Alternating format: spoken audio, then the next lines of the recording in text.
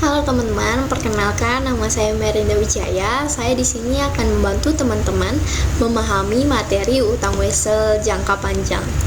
Nah, sebelum masuk ke materi, kita akan merefresh ingatan teman-teman mengenai utang jangka panjang atau disebut juga dengan long term debt. Long term debt, seperti yang teman-teman ketahui, merupakan suatu kewajiban yang harus dibayar oleh perusahaan karena telah menikmati sejumlah kenikmatan tertentu. Nah, biasanya long term debt itu jangka waktu pembayarannya di atas 1 tahun. Nah, teman-teman pasti udah belajar kan cara mengkategorikan utang sebagai utang jangka pendek dan utang jangka panjang. Itu dapat kita lihat dari jangka waktu pembayarannya. Nah, untuk merefer apa saja itu utang jangka panjang yang dapat kita lihat, contoh-contohnya nih, ada notes payable, ada bonds payable, ada mortgage payable, dan ada contingent liabilities. Yang pertama, notes payable itu seperti yang teman-teman sudah pelajari tentang wesel sebelumnya, cuma di materi kali ini kita akan bahas mengenai perlakuan wesel di pencatatan sebagai utang jangka panjang. Sedangkan bonds payable sendiri merupakan utang obligasi atau merupakan suatu surat berharga yang dapat diperjualbelikan perusahaan untuk mendapatkan sejumlah modal tertentu. Kemudian ada mortgage payable atau sering disebut dengan hutang hipotek, merupakan suatu utang jangka panjang, biasanya lebih dari 10 tahun, dan ada jaminan aset tetap, itu biasanya tanah ataupun gedung.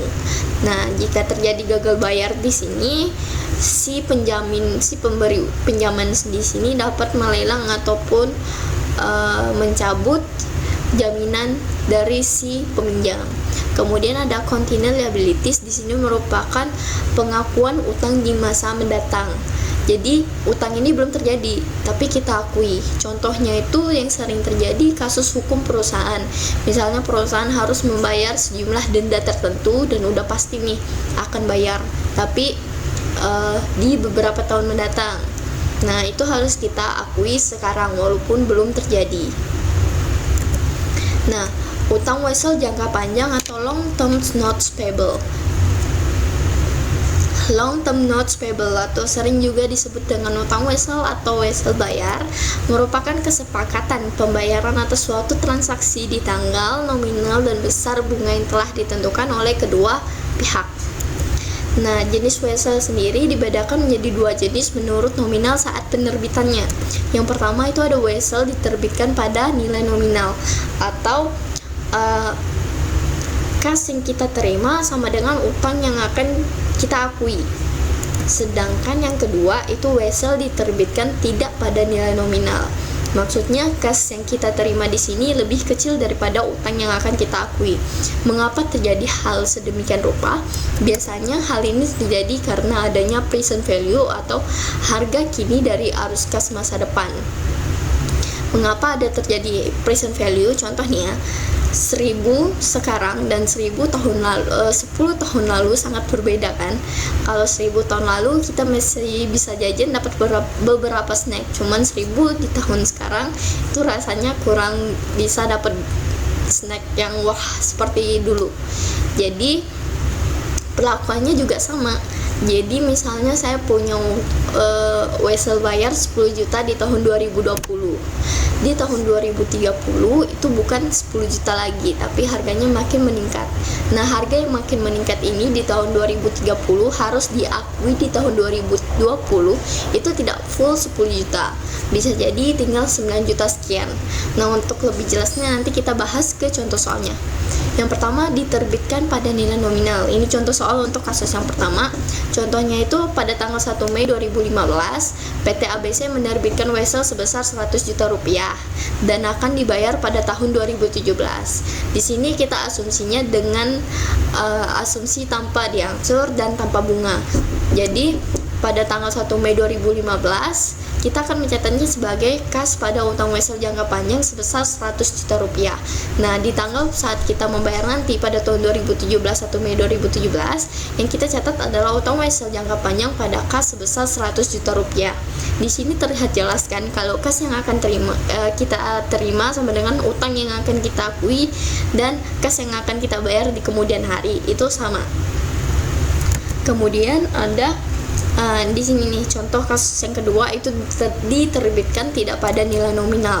Contohnya nih ada PT Poni menerbitkan wesel pada tanggal 1 Januari 2020 senilai 500 juta dengan periode jatuh tempo 5 tahun seharga Rp296.725.664 dengan bunga sebesar 11%. Present value-nya 1, sekian. Nah, present value ini didapat dari rumus tabel tertentu. Nah, jadi perhitungannya itu bagaimana? Utang weselnya kan 500 juta, sedangkan kas yang kita terima 296 juta sekian. Nah, selisih ini disebut dengan beban diskonto. Jadi pada tanggal 1 Januari 2020 kita catatnya itu kas Rp296.625.664, beban diskonto di sebelah debit Rp203.274.336 pada utang wesel sebesar Rp500 juta.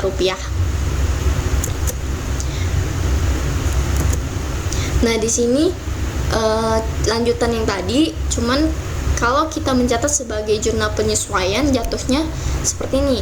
Rp296.725.664 kita kalikan dengan rate bunganya sebesar 11%, sama dengan Rp32.639.823. Di sini jurnalnya beban bunga pada utang bunga sebesar 32 juta sekian. Cukup jelas. Kemudian untuk yang diskonto, di sini diskonto sendiri kalau ada pengakuan diskonto di awal kita harus amortisasi tiap tahun. Amortisasi wujudnya sama seperti depresiasi, maksudnya seperti itu. Jadi karena kita pembayarannya selama 5 tahun, amortisasi itu harus kita susutkan selama 5 tahun berturut-turut.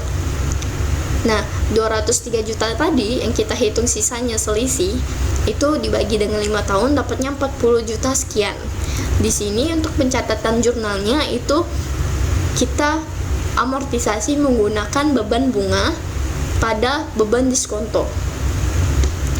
Kemudian ada kasus angsuran wesel. Wesel bisa diangsur dan dibagi menjadi 2 tipe.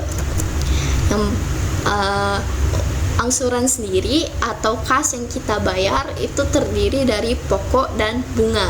Jadi pokok plus bunga merupakan kas yang kita bayarkan. Jadi ada 2 tipe. Yang pertama angsuran tidak sama tiap tahun. Maksudnya di sini tipe ini berarti pokok yang kita bayarkan tiap tahun itu tetap, namun perubahannya di bunga yang cenderung menurun sehingga kas yang kita bayarkan juga menurun. Karena kan kalau misalnya pokok yang kita bayarkan tiap tahun kan berarti pokok utang kita makin menurun kan. Sedangkan bunga itu dikali dari sisa hutang. Jadi bunga kita otomatis akan sering menurun tiap tahunnya. Jadi rumusnya sendiri dapat kita lihat angsuran tiap tahunnya akan sering menurun, sedangkan pokoknya tetap dan bunga juga ikut menurun. Kemudian yang tipe 2 itu angsuran sama tiap tahun. Maksudnya di sini angsuran yang kita bayarkan tiap tahun itu tetap, sedangkan bunga dan pokoknya tidak. Karena angsuran yang kita bayarkan tetap ini, yang pertama kali kita hitungkan itu bunganya. Sisa dari bunga yang kita bayarkan baru kita bisa kurangin ke hutang kita. Contohnya, rumusnya seperti ini. Angsurannya tetap, pokoknya makin tahun menaik karena bunganya makin tahun menurun. Biar lebih jelas nanti kita lihat ke contoh soal. Nih, untuk contoh soal yang angsuran tidak sama tiap tahun. Yang pertama, PT Mirna meminjam uang pada 1 Juli 2020 dengan menerbitkan wesel bayar sebesar 120 juta rupiah dan dibayar dengan waktu 6 tahun dan bunga 10%. Nah, untuk yang angsuran tidak sama tiap tahun kan pokok yang kita bayarkan tiap tahun itu tetap. Jadi tiap tahun itu sama. Selama 60 tahun kita akan membayar 20 juta tiap tahunnya. Nah, reminder nih, yang tadi udah saya bilang pokok utangnya tuh sama tiap tahun, tapi yang berbeda itu bunganya. Nah, lebih jelas teman-teman bisa lihat di tabel pembayaran ini. Tabel pembayaran ini jelas. Jadi kan kita 6 tahun pembayaran. Jadi ada 6 kali angsuran di 2021 sampai 2026. Nah, di sini ada tabel beban bunga. Ada tabel beban bunga. Dan di sini ada pokok yang dibayar, dan di sini sebesar angsurannya atau kas yang kita bayarkan. Jadi cara melihatnya itu kan di tanggal 1 Juli 2020 kita ada hutang 120 juta. Nah, di pembayaran pertama di 1 Juli 2021 kan kita ada beban bunga sebesar 10%. 10% ini kita kalikan dengan sisa hutang sebesar 120 juta. Jadi pada tanggal 1 Juli 2021 kita perlu bayar bunga sebesar 12 juta. Nah, pokok yang kita bayar kan tetap nih dari rumus ini sebesar 20 juta. Jadi angsuran atau kas yang kita bayar 12 juta ditambah dengan 20 juta sama dengan 32 juta. Sedangkan sisa hutang di sini dikurang dengan pokok yang kita bayar. Kan kita bayar hutangnya 20 juta, jadi sisanya tinggal 100 juta.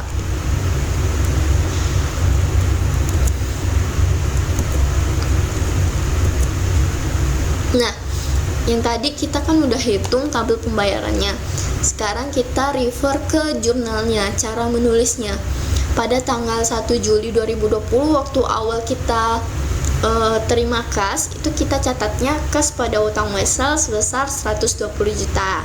Sedangkan pada penyesuaian yang kita udah hitung tadi, kan karena dia breakout ya, dia di Juli, jadi 6 bulan. 6 juta ini didapat dari sisa utangnya 120 juta dikali dengan 10%, kan dapat 12 juta dikali 6 bulan dibagi 12. Nah, pada tanggal 1 Januari perlu kita balik dari jurnal penyesuaian yang di atas. Nextnya, pada tanggal 1 Juli 2021 itu saat kita membayar pertama kali, itu yang kita jurnal utang wesel kita debetkan karena berkurang sebesar 20 juta, beban bunga 12 juta. Ingat ya, kita udah balik di 1 Januari 2021. Jadi saldo beban bunga itu 0. Minus maksudnya.